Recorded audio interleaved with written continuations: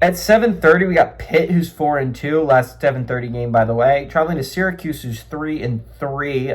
Pitt favored by 10.5 on the ACC network. It's a very interesting game because the leading passer for both these teams are no longer the starting quarterback for both these squads. Eli Holstein has gone 74 of 118, threw for 1,058 yards, 11 touchdowns, 5 interceptions, but was benched for the freshman, which has been amazing so far this year.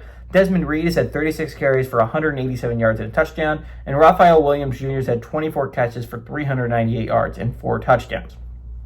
Stephen Jelly for the Cuse has gone 98 of 156, threw for 1,317 yards, 10 touchdowns, 2 interceptions. He got hurt a long time ago, but the new quarterback has yet to pass those numbers. Yasin Willis has had 78 carries for 337 yards and 4 touchdowns, and Jonte Cook has had 31 catches for 390 yards and 2 touchdowns. Pitt is 44-32 all-time against the Cuse. Last game did go to Pitt in 2024, and they have won 17 of the last 20 times these two teams have played. Pitt has not won at Syracuse since 2021. Narduzzi is 8-2 against the Cuse in his career as the Pitt head coach. Brown is 0-1 against Pitt during his tenure as the Cuse head coach.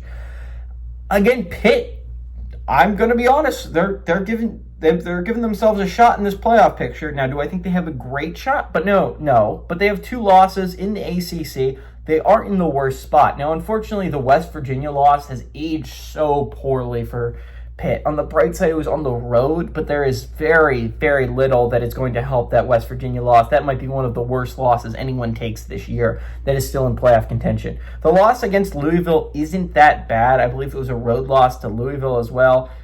Actually, it was a home loss. But again, loss to Louisville is not an end-of-the-world type of loss if you're Pitt. Pitt's obviously going to have to win out to give themselves a shot. The problem is the end of the season. I think it's very reasonable to go 3-0 in their next 3 games. Like, winning against the Cuse, against NC State, and I believe against Boston College is not the most treacherous ACC schedule of all time.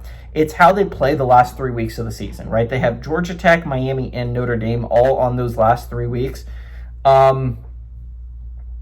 I'm going to take a controversial take. That is a very, very difficult schedule if you're Pitt to try and win out in. Now, again, if you win out, you're giving yourself an excellent shot at the playoffs because those are all some high-quality wins. You could easily end up eliminating a Notre Dame team from contention. You could easily beat an undefeated Georgia Tech team. You could easily beat Miami could easily be undefeated at that point in the year as well. If you can get all 3 of those wins, that might be enough to offset the awful, awful West Virginia loss, right?